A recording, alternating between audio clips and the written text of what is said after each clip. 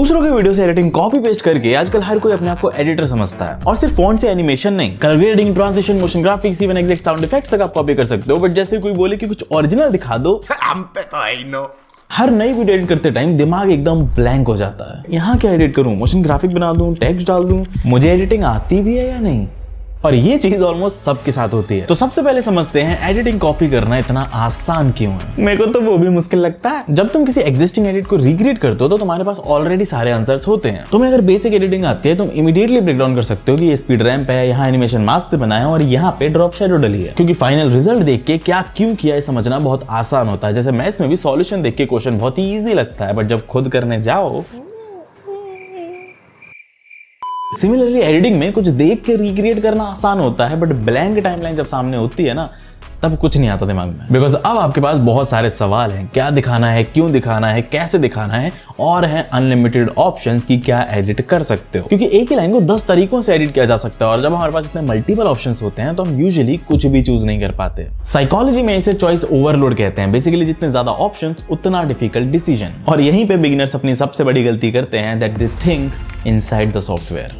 हम क्या करते हैं, हम फुटेज इंपोर्ट करते हैं, म्यूजिक लगाते हैं, फिर प्ले एड इधर उधर मूव करके सोचते हैं यहाँ क्या कर सकते हैं। यहाँ दिक्कत ये है कि आप असली प्रॉब्लम समझे बिना ही सॉल्यूशन ढूंढ रहे हो। तो आप 4-5 डिफरेंट चीजें ट्राई करोगे और जो सबसे कम गंदा लगेगा वो रख लोगे और फिर बोलोगे भैया समझ ही नहीं आता। लेकिन आज सब समझ में आएगा, क्योंकि एडिटिंग में स्क्रिप्ट की किसी भी लाइन को विजुअलाइज करने के 4 तरीके होते हैं। जैसे मान लो मेरे पास एक लाइन है, फ्रीलांसिंग के स्टार्टिंग फेज में मेरे पास कोई लाइन नहीं था। फर्स्ट लिटरल विजुअलाइजेशन में हम वो दिखाएंगे जो एग्जैक्टली बोला गया है, जैसे एम्प्टी इनबॉक्स या rejected proposals. Second emotional visualisation में हम दिखाएंगे व्हाट इट फील्स लाइक, जैसे इस केस में rejection and sadness. Third complementing visuals में हम दिखाएंगे कोई एक्स्ट्रा इन्फॉर्मेशन जो मे बी स्क्रिप्ट में नहीं बोली गई है, लाइट से कितने क्लाइंट्स को रीच आउट किया और कितने रिप्लाई आए। देन फोर्थ मेटाफोरिकल में हम किसी डिफरेंट स्टॉक क्लिप, मीम या कोई मूवी रेफरेंस से विजुअलाइज करने की कोशिश करेंगे जो भी उस लाइन से हमें दिखाना है या फील कराना है। तो अब नेक्स्ट टाइम जब भी आप एडिट करोगे तो इन 4 में से कोई एक चीज तो पक्का ही काम करेगी। बस इन चारों में से बेस्ट क्या काम कर रहा है वो आपको सोचना है। और अगर आपको फिर भी समझ नहीं आ रहा है कि क्या एडिट करूं, तो just still like an artist. जैसे आपको ये जान के शायद अजीब लगे कि आप कभी भी ट्यूटोरियल्स देख के प्रोफेशनल वीडियो एडिटर नहीं बन सकते, क्योंकि प्रोफेशनल एडिटर्स एडिटिंग को पढ़ते नहीं है, दे जस्ट ऑब्जर्व इट। अब मान लो आपकी वीडियो में कहीं लोनलीनेस दिखानी है, तो क्या सर्च करोगे how to create a loneliness in video editing? मतलब एडिटर बनोगे तो लोनलीनेस आ जाएगी। लेकिन किसी वीडियो में ये चीज करने के लिए मूवीज में नोटिस करोगे ना कि ये कैसे दिखाया जाता है। बैकग्राउंड म्यूजिक था या साइलेंस था, क्लोजअप शॉट था या वाइड शॉट, कलर्स वार्म थे या कूल थे। मूवी देखूंगा या ये सब नोटिस करूंगा? तुम्हारी चॉइस है, टाइम पास करना है या एक अच्छा एडिटर बनना है। और सिर्फ मूवीज नहीं, कोई एड, रील, कोई भी वीडियो, कुछ भी देखते हो उसको एज एन एडिटर देखना स्टार्ट करो। हर इफेक्ट को, हर कट को ब्रेक डाउन करो और समझने की कोशिश करो कि ये क्यों हुआ है। बट अगर आप भी मेरी तरह गजनी और ये सब चीजें याद नहीं रख पाओगे तो आपके लिए है part 5, build an idea bank. Simply अपने ड्राइव में, पीसी में, फोन में एक फोल्डर बना लो। फिर जब भी कोई इंटरेस्टिंग एनिमेशन दिखे, कोई इंटरेस्टिंग इफेक्ट, कोई बढ़िया सा मोशन ग्राफिक, तो उसका स्क्रीनशॉट या स्क्रीन रिकॉर्ड करो एंड सेव कर लो। अब सोचो अगर इंस्टा स्क्रॉल करते टाइम डेली एक एडिट भी आपने सेव कर ली तो 6 महीने बाद आपके पास 180 आइडियाज होंगे। फिर इनको बेच देंगे, बेचना नहीं है। अब जब भी सामने ब्लैंक टाइमलाइन होगी तो आप इधर उधर फालतू रैंडम इंस्पिरेशंस के लिए नहीं दिमाग भटकाओगे अपना। आपको जस्ट ये फोल्डर खोलना है एंड आपको कोई ना कोई इंस्पिरेशन मिल जाएगी। इवन आप कुछ एआई टूल्स का इस्तेमाल करके उन डिजाइंस को, रेफरेंसेस को अपने स्टाइल में, अपने कलर थीम्स में कन्वर्ट भी करा सकते हो। But honestly AI original ideas में हेल्प तो कर सकते हैं, बट आइडियाज रिफाइन करते टाइम मैक्सिमम एआई टूल्स पागल हो जाते हैं। कुछ भी चैट जीपीटी पे अगर 2-3 बार आइडिया को रिफाइन करने बोलोगे तो उल्टा खराब और कर देता है। फिर हमें खुद ही सब कुछ सोचना पड़ता है। इसीलिए मुझे लूमा एआई का अप्रोच काफी इंटरेस्टिंग लगता है। इसे प्रॉम्प्ट डालो, आउटपुट ले लो वाला एआई टूल नहीं है। इसमें तुम अपनी डायरेक्शन, टेस्ट और आइडियाज दे सकते हो। फिर लूमा एआई एजेंट्स असिस्टेंट बनके तुम्हारे साथ प्रोजेक्ट पे कोलैबोरेट करते हैं। और सबसे इंटरेस्टिंग बात यह है कि ये एजेंट सिर्फ पिक्सल जनरेट करने की कोशिश नहीं करते, ये मोशन, स्पेस और रियल वर्ल्ड बिहेवियर को भी समझते हैं। ये तो ज्यादा ही सही लग रहा है। हर स्टेप पे एजेंट्स आइडिया को रिफाइन करते हैं और मल्टीपल इटरेशंस के थ्रू उसे और बेटर बनाते हैं। सिंपल भाषा में ये तुम्हारी क्रिएटिविटी को रिप्लेस नहीं करते, बल्कि उसको मल्टीप्लाई करते हैं। और पर्सनली मुझे ये अप्रोच इसलिए पसंद आया क्योंकि मुझे एआई से फाइनल आउटपुट नहीं चाहिए,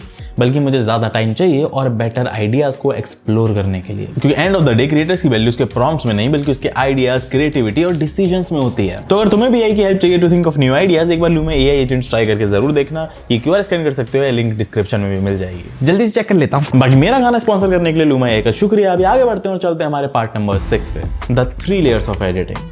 अब एडिटिंग करते टाइम मैं एक बहुत ही सिंपल सा रूल फॉलो करता हूँ कि मैं कोई भी इफेक्ट या एडिट अगर डाल रहा हूँ तो वो इन 3 में से कोई एक काम करनी ही चाहिए। फर्स्ट, इन्फॉर्मेशन, क्या ये एडिट व्यूअर को बात समझाने में हेल्प कर रहा है। सेकंड, इमोशन, क्या ये व्यूअर को कुछ फील करा रहा है। थर्ड, अटेंशन, क्या ये मुझे रिटेंशन मेंटेन करने में हेल्प कर रहा है। अगर तुम्हारा एडिट इन तीनों में से एक भी चीज नहीं कर रहा तो शर्म आनी चाहिए तुम्हें, डिलीट कर दो उसको। अगर इन 3 में से कोई एक चीज भी फुलफिल नहीं हो रही है तो उस एडिट की कोई जरूरत है नहीं वीडियो में। सिर्फ फ्लैशी बनाने के लिए एडिटर हूं ये प्रूव करने के लिए एडिट मत लगाओ, हर चीज का एक पर्पस होना जरूरी है। हम किसी की एडिटिंग रिक्रिएट करते टाइम इफेक्ट तो एज इट इज कॉपी कर लेते हैं, बट ये सोचने की कोशिश नहीं करते, ये समझने की कोशिश नहीं करते कि इसके पीछे डिसीजन क्या रहा होगा, क्यों ये किया होगा उस बंदे ने। अगर आपको एडिटिंग डिसीजन बहुत अच्छे से समझना है तो मैं 2 दिन की एडिटिंग वर्कशॉप कर रहा हूँ, वो ज्वाइन कर लेना, सब समझ जाओगे। बट अभी के लिए बस ये ब्रेक डाउन करने की कोशिश करो कि वीडियो में कोई चीज क्यों करी गई है। मस्ती में करी गई है क्या, तो इतना दिमाग लगा रहा है क्यों, कहीं पे म्यूजिक है कहीं पे नहीं, कहीं फास्ट कट्स है कहीं स्लो, ये सब समझना जिस दिन आपने स्टार्ट कर दिया उस दिन आप बढ़ जाओगे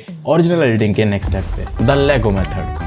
ये ओरिजिनल एडिटिंग करने का इजीएस्ट फॉर्मूला है। जैसे लेगो में या पजल में आप डिफरेंट पीसेस कंबाइन करके कलेक्ट करके एक फाइनल चीज बनाते हो। सिमिलरली एडिटिंग में किसी एक बंदे को 100% कॉपी मत करो, बल्कि 5-10 डिफरेंट लोगों से छोटी छोटी चीजें उठा लो। किसी का टेक्स्ट एनिमेशन अच्छा लगता है वो उठा लो, किसी की कलर थीम अच्छी लगती है वो उठा लो, किसी की पेसिंग बढ़िया लग रही है तो वो चुरा लो। अब ये सब कंबाइन आप जब करोगे ना तब बनेगी खिचड़ी, एक कंप्लीटली न्यू स्टाइल बनेगी जो आपकी पसंदीदा चीजों को मिला के बनी है, दस योर यूनिक स्टाइल। और मैक्सिमम यूट्यूबर्स जिनको आप फॉलो करते हो, मैक्सिमम एडिटर्स जिनकी स्टाइल की आप इतनी तारीफ करते हो, वो सब न जाने अनजाने में इसी तरीके से अपनी यूनिक सिग्नेचर स्टाइल बनाई है। तो इसे कॉपी करना मत समझो, it's just a structured way of कॉपिंग। But फिर भी अगर आपको आइडियाज नहीं आ रहे हैं तो एक बहुत सिंपल प्रैक्टिस करने की टेक्निक बताता हूँ। कभी भी अगर थोड़ा ज्यादा टाइम हो एडिटिंग करते टाइम तो ये फॉलो जरूर करना। Part 8, the 10 ideas rule.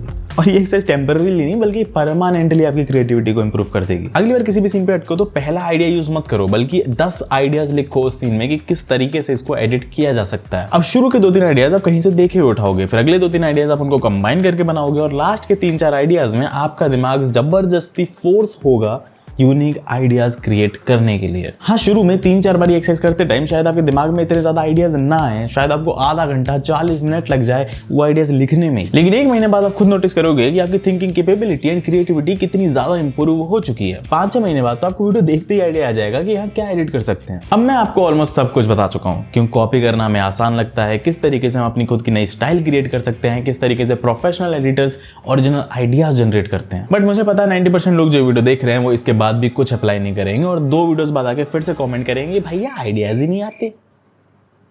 But आप अगर अलग उठ के सीरियसली इंप्रूव करना चाहते हो तो आपके लिए मेरे पास है द 30 डेज चैलेंज।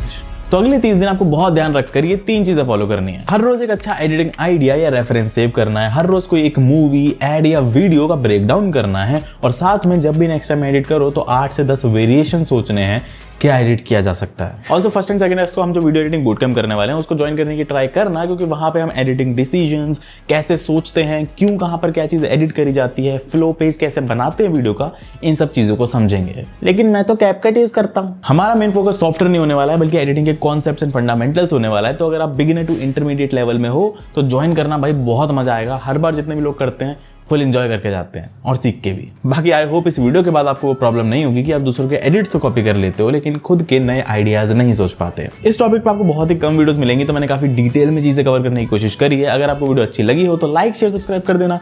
मैं मिलता हूं आपसे अगली वीडियो में। Till then tata, bye bye.